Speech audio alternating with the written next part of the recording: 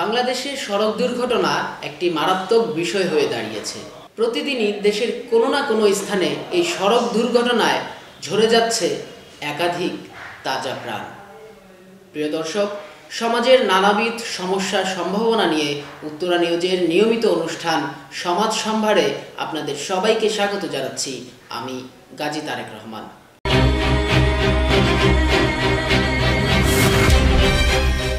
ভাবছিলাম বাংলাদেশে যে ধরনের সড়ক দুর্ঘটনা ঘটছে প্রতিনিয়ত, এ নিয়ে একটি তথ্যপূর্ণ আলোচনা আপনাদের সামনে রাখব এবং আপনাদের সামনে সে বিষয়গুলো তুলে ধরব। এই বিষয়টি নিয়ে যখন ভাবছিলাম, তার মধ্যেই হঠাৎ খবর এলো যে নিরাপদ সড়ক চাই আন্দোলন, এটির সাথে আপনারা সকলেই পরিচিত আছেন। এটি হচ্ছে চিত্রনায়ক ইলিয়াস কাঞ্চনের প্রতিষ্ঠিত একটি সংগঠন, যা ২৭ বছর আগে তিনি প্রতিষ্ঠা করেছিলেন, যখন তার স্ত্রী সড়ক দুর্ঘটনায় মৃত্যুবরণ করেন। মূলত এই সংগঠনটির মাধ্যমে তিনি গণমানুষের মধ্যে ব্যাপক সচেতনতা সৃষ্টি করেন, যাতে তারা সড়ক পথে নিয়ম নীতি পালন করে চলে। এক্ষেত্রে চালক এবং যারা যাত্রী উভয়কেই সতর্ক করার একটি প্রয়াস তিনি চালিয়েছেন। আজকে আপনাদের সামনে যে বিষয়টি নিয়ে এসেছি সেটি হচ্ছে এই নিরাপদ সড়ক চাই আন্দোলনের যিনি প্রতিষ্ঠাতা কর্ণধার ইলিয়াস কাঞ্চন, তিনি সাবেক নৌ পরিবহন মন্ত্রী ও বর্তমান সংসদ সদস্য শাহজাহান খান এমপির বিরুদ্ধে ১০০ কোটি টাকা চেয়ে মানহানির মামলা দায়ের করেছেন। আজ ১২ই ফেব্রুয়ারি ঢাকার প্রথম যুগ্ম জেলা জজ আদালতে এই মামলাটি দায়ের করেন ইলিয়াস কাঞ্চন। ইলিয়াস কাঞ্চনের পক্ষে বাংলাদেশ সুপ্রিম কোর্টের আইনজীবী মোহাম্মদ রেজাউল করিম এই মামলাটি দায়ের করেন। মামলার কারণ হিসেবে উল্লেখ করা হয়েছে, গত বছরের ৮ ডিসেম্বর একটি নারায়ণগঞ্জে একটি বক্তৃতায়, একটি সেমিনারে নৌপরিবহন মন্ত্রী, অর্থাৎ সাবেক নৌপরিবহন মন্ত্রী যিনি বর্তমান সংসদ সদস্য, তিনি ইলিয়াস কাঞ্চনের বিরুদ্ধে কিছু কথা বলেছিলেন। কথাগুলো শুধু ইলিয়াস কাঞ্চনের বিরুদ্ধে বলেননি, ইলিয়াস কাঞ্চনের পরিবারকেও সেখানে জড়ানো হয়েছে। আজ গণমাধ্যমে এক প্রেস বিজ্ঞপ্তিতে এই তথ্যগুলো প্রকাশ করা হয়েছে এবং বিভিন্ন গণমাধ্যমে সেগুলো প্রকাশিত হয়েছে। গণমাধ্যমে পাঠানো ওই বিজ্ঞপ্তিতে দেখা যায় বা বলা হয়েছে যে গত ৮ ডিসেম্বর অর্থাৎ ২০১৯ সালের ৮ ডিসেম্বর নারায়ণগঞ্জে নৌপরিবহন মন্ত্রী বর্তমান সংসদ সদস্য শাহজাহান খান তিনি বলেছেন যে আসলে চিত্রনায়ক ইলিয়াস কাঞ্চন যে ধরনের কার্যক্রম পরিচালনা করছেন সেটিকে এনজিও কার্যক্রম আখ্যা দিয়ে তিনি বলেছেন যে এই এনজিওর নাম করে বিদেশ থেকে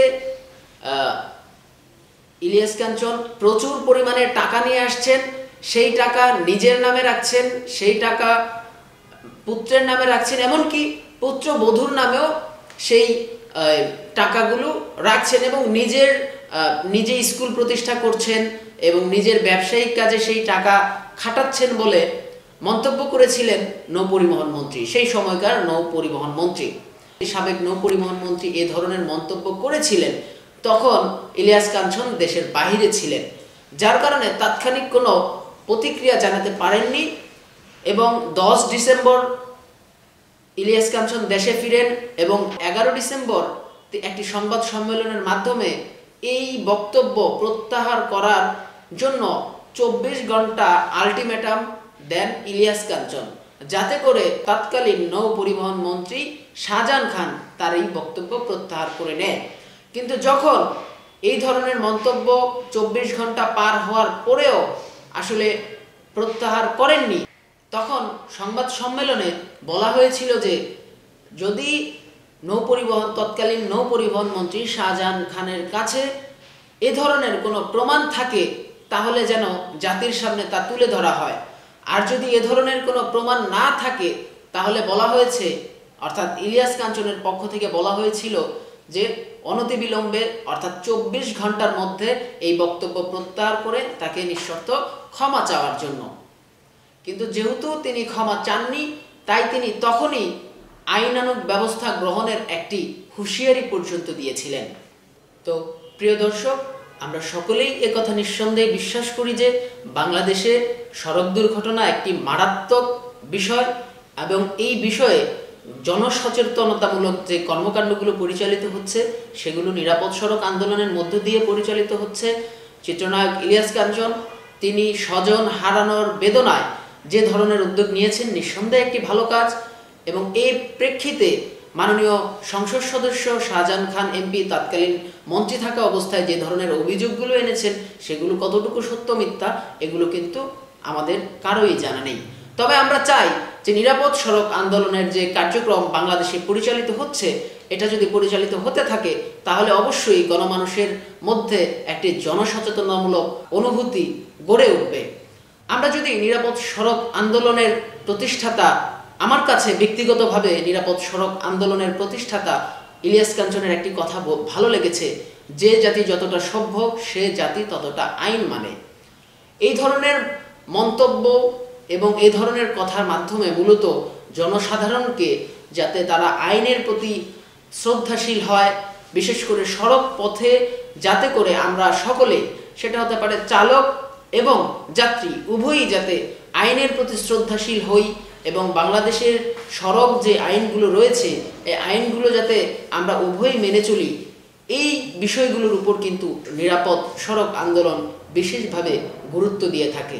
আমরা চাই না বাংলাদেশের মধ্যে যারা বাংলাদেশকে নানাভাবে এগিয়ে নিয়ে যাচ্ছে, যারা বাংলাদেশের মানুষের মধ্যে নানাভাবে সচেতনতামূলক কার্যক্রম পরিচালিত করছে এগুলো থেমে যাক কোনো ধরনের মান অভিমানের কারণে, বরং সকল প্রকার সহযোগিতামূলক মনোভাব সকলের মধ্যে বিরাজ করবে এবং একটি সুন্দর বাংলাদেশ গঠনে সকলের ভ্রাতৃত্বপূর্ণ আচরণের মধ্য দিয়ে একটি বাংলাদেশ হয়ে উঠবে আগামী দিনের রোল মডেল। সেই প্রত্যাশায় আজকের মতো এখানেই বিদায় নিচ্ছি। দেখা হবে পরবর্তী অনুষ্ঠানে এবং আমরা সেখানে আপনাদের সামনে তুলে ধরব আসলে বাংলাদেশে সড়ক দুর্ঘটনা কতটা ভয়াবহ হয়ে দাঁড়িয়েছে। আজকে এই পর্যন্তই। সুপ্রিয় বন্ধুরা, আপনারা সকলেই ভালো থাকবেন, সুস্থ থাকবেন সেই প্রত্যাশা রেখে বিদায় নিচ্ছি। আল্লাহ হাফেজ।